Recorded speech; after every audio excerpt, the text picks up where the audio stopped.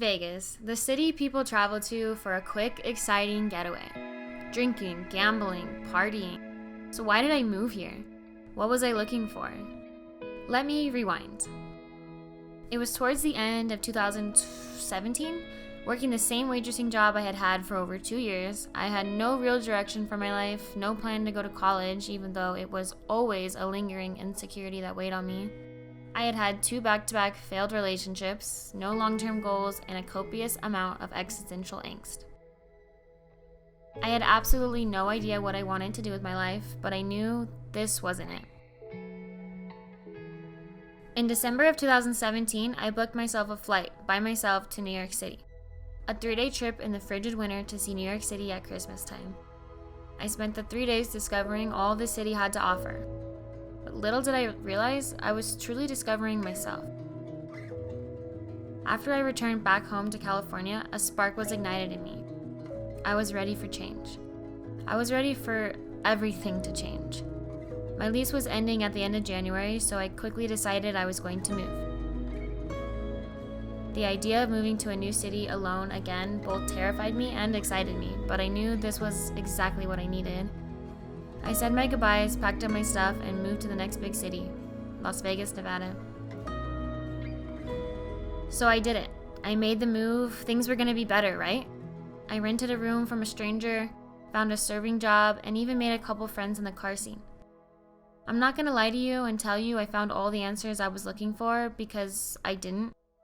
At least not right away. I spent months trying to juggle 2 to 3 jobs, trying to find something to pay the bills. I made friends with unhealthy habits and spent a lot of late nights after work drinking and gambling. I had somehow convinced myself that picking up and moving to a new city would solve all my problems. I was wrong. I spent months distracting myself with alcohol and peer pressure, drowning out my mental and physical health. It didn't take long for my anxiety and depression to get triggered, throwing me into a really dark place with virtually no one to talk to. I didn't understand why I felt so bad. I had gotten my own place, new friends, new experiences, and I even joined a car team where I met some of my closest friends. My days consisted of working, drinking, sleeping, and playing video games. It wasn't long until I spiraled into that sort of crippling anxiety that forced me to stay home and be antisocial. I had officially reached my lowest point. I had given up everything in California to move here, and I was choosing to live a life of complacency. Without darkness, there is no light. Without failure, there is no success. I knew I had 2 choices, to continue down the path I was heading or to find a way to channel my anxiety and depression into a positive outlet. This is when my brand, Endangered, was brought to light. I created Endangered to be a brand that was centered around positive vibes and community empowerment. I wanted to create something that gave people a sense of belonging to. I created something I needed for myself but could help other people. I never knew if I was the right person to make something like that because I struggled so much with my own mental health. I was nervous to release the brand, to openly talk about my struggles because, well, they were still relevant every day. The day I dropped my first set of merch, I sold out in 24 hours. It wasn't long after that first drop that I decided to quit my job. Creating Endangered sparked a fire in me again. It fueled my blood with passion and drive to create and give back to those who struggled like me. I quickly immersed myself with self-help books and entrepreneurial podcasts. I asked everybody I knew that had their own business. How did they start? What did they struggle with? I listened and learned and decided this was exactly what I had been missing my whole life. For the next couple months, I woke up every day creating content, doing photo shoots, vlogging, traveling, and learning.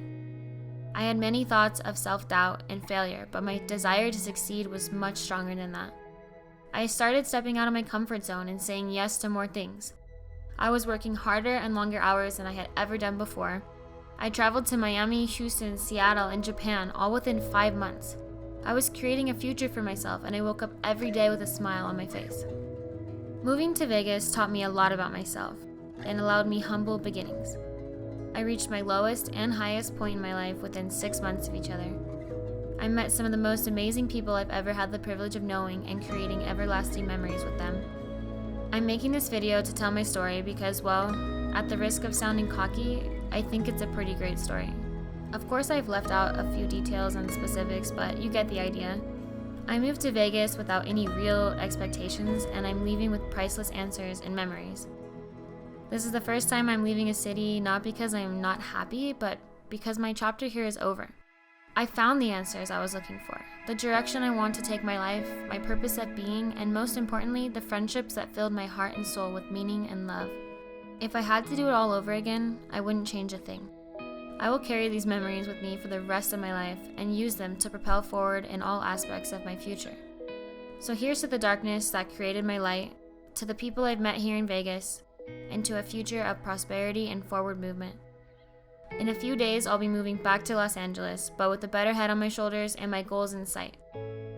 Goodbye, Vegas, the city where I learned more than I ever did in high school. I'll be back to visit, but maybe next time just a vacation.